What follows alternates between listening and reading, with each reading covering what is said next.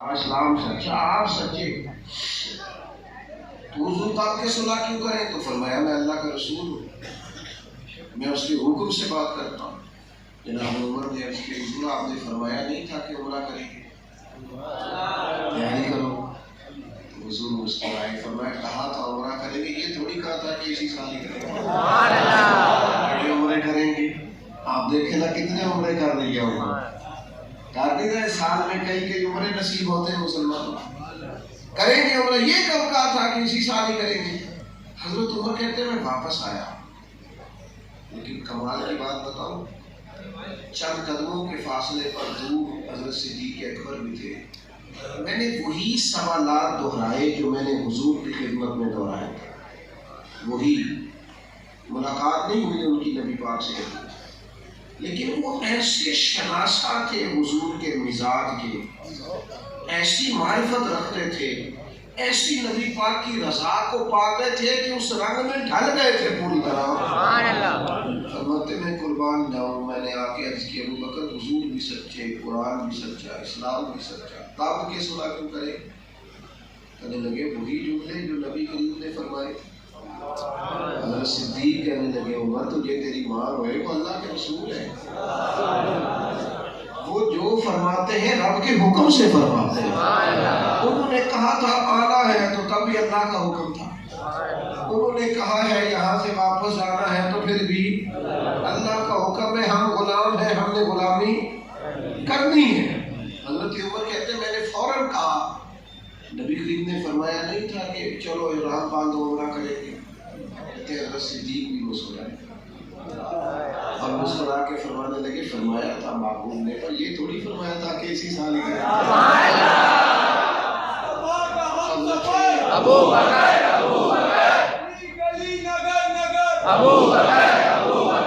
فرماتے میں حیران رہ گیا کہ ابو بکر آپ تو پوری طرح اس دائرے میں بند ہو گئے، آپ تو رضا پا گئے نبی پاک، کیا چاہتے ہیں، کیا فرماتے ہیں، ذہن مبارک کس طرف مائل ہے، آپ تو رضا پا گئے، آپ تو مزاج سمجھ گئے، آپ کی تو طبیعت اس طرح کی ہو گئی۔ دوستو یہ مزاج غلامی کا، یہ مزاج نسبت کا، یہ انداز سیکھو جناب صدیق سے۔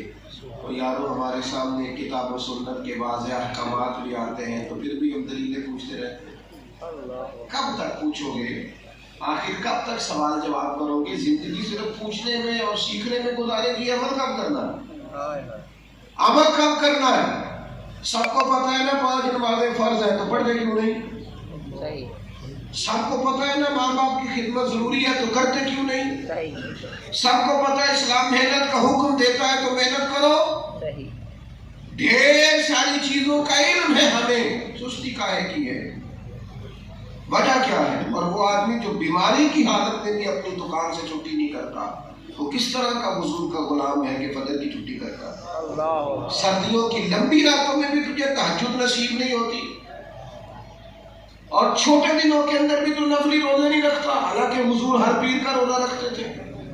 خدا کے بندو عمل کب کرنا ہے؟ عمل کا ذائقہ لو، زندگی کو ڈھال لو حضور کی غلامی میں۔ یہ پیغام ہے حضرت صدیق اکبر کا۔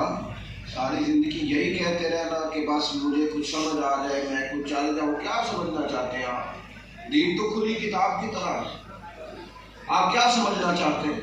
میں اور آپ جو بھی کام کاج کرتے ہیں نا، ہم سب کو پتہ ہے کہ یہ رزق جو میں کما رہا ہوں یہ میرے لیے جائز ہے یا ناجائز ہے، کس حد تک۔ یہ تو گٹی میں چیزیں ہیں، بعض چیزیں تو فطرتی ہیں۔